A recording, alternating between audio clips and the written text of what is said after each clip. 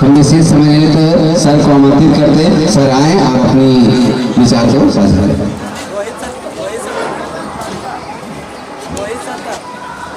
सबसे पहले हम गणतंत्र दिवस के शुभ अवसर पर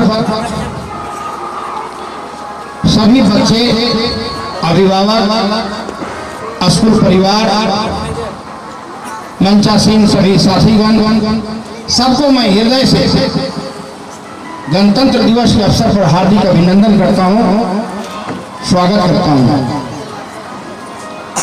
और मैं स्कूल परिवार के मैं विशेष रूप से धन्यवाद देता हूँ कि इस पुण्य कार्य में हमें बुलाने का आप जो कार्य किया, इसके लिए मैं आपको अभिनंदन करता हूँ, स्वागत करता हूँ। मित्रों, मानव तो इस धरती पे जितना आया, सब आदमी जब एक वयस्क समय होता है तो सब कुछ न कुछ कार्य करते हैं, लेकिन शिक्षा का काम, स्वास्थ्य का काम, इससे बड़ा कोई काम होता नहीं है।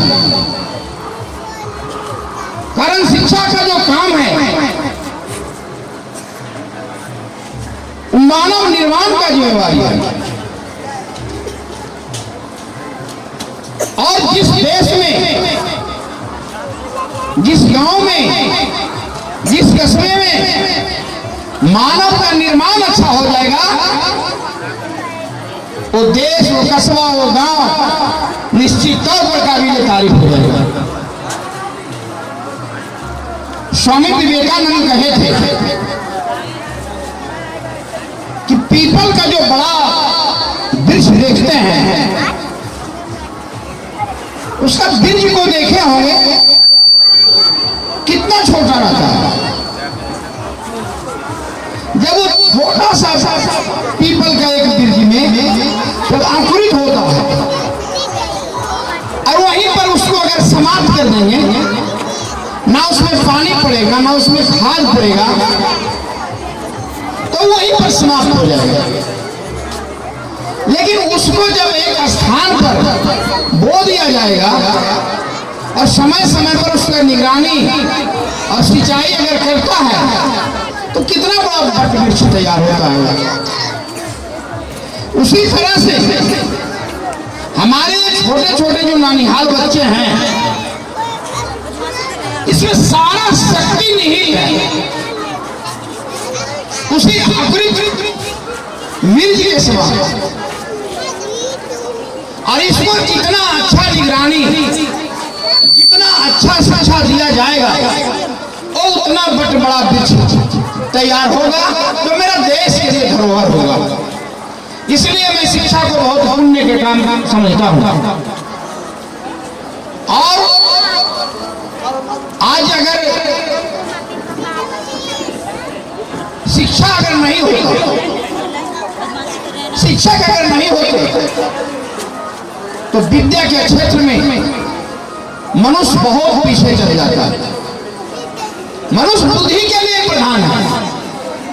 इस धरती पर जितने प्राणी हैं, सब पर कब्जा कर रखा है बुद्धि के बदौलत। और वो बुद्धि का एक मार्ग है शिक्षा। जब आदमी शिक्षित होगा, जिस तरह से आदमी का मोतियाबिंद होने के बाद चश्मा और ऑपरेशन से फिर दिखने लगता है ना, शिक्षा वही चीज। जब शिक्षा नहीं रहेगा तो अंधकार दुनिया हो जाएगा।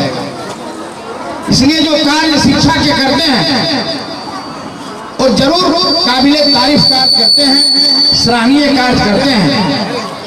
और शिक्षक की जिम्मेवारी के बाद हम लोग यहाँ जितने सारे अभिभावक हैं, हम लोग को अपनी जिम्मेवारी बनती है कि बच्चे पर जिस तरह से शिक्षक ध्यान देते हैं, हम भी अपने बच्चे पर ध्यान दें। इसमें दो बात है, एक तो शिक्षा, लेकिन आजकल जो समाज जो बदल रहा है, मैं शिक्षक गण से भी अनुरोध करूंगा और गार्जियन से भी, सिर्फ शिक्षा पर ध्यान नहीं दीजिए, संस्कार युक्त शिक्षा हो। अगर आपके बच्चे में संस्कार नहीं हुआ तो शिक्षा भी बेकार हो जाएगा। हमारे दादा कहा करते थे, बिन बुद्धि न सो विद्या। व्यक्ति अगर विद्वान है और बुद्धिमान अगर नहीं है तो उसकी विद्वता कमजोर पड़ जाता है। इसलिए आज के बच्चे में शिक्षा तो अच्छी बात है, बिना शिक्षा का कुछ नहीं होगा, लेकिन शिक्षा के साथ साथ संस्कार की बड़ी अहमियत हो गई है। इसलिए कैसे किससे बात करना है, कैसे हमको रहना है, कैसे हमको जीना है, बहुत सारे बिंदु हैं। संस्कार युक्त शिक्षा देश को इतना आगे ले जाएगा कि दुनिया में पताका फहराएगा। आज पूरी दुनिया भारत को लोहा मानता है, भारत विश्व गुरु रहा है, सिर्फ शिक्षा के बदौलत नहीं, संस्कार युक्त शिक्षा के बदौलत। अगर एक सागवान लकड़ी का गट्ठा अगर कहीं भीगा हुआ है तो सागवान बहुत मूल्यवान लकड़ी है, लेकिन उसमें संस्कार नहीं पड़ा, वो ऐसे गट्ठा है, तो उसमें सुअर अखड़ रहा है, बकरी उस पर उछल रहा है, बहुत सारे उसमें कोई काम का नहीं है। लेकिन अगर उसमें जो कलाकार होते हैं लकड़ी वाले, उसको अगर अच्छा संस्कार दे देते हैं, सोफा तैयार कर देते हैं, डाइनिंग टेबल बना देते हैं, पलंग बना देते हैं, तो उसको महल में जाकर शोभा बढ़ाता है। कि हम अपने बच्चे को इस तरह से रखेंगे, कारण मन रूपी घोड़ा पर लगाम रूपी घोड़ा लगड़ाना हर इंसान का अपनी जिम्मेदारी होती है।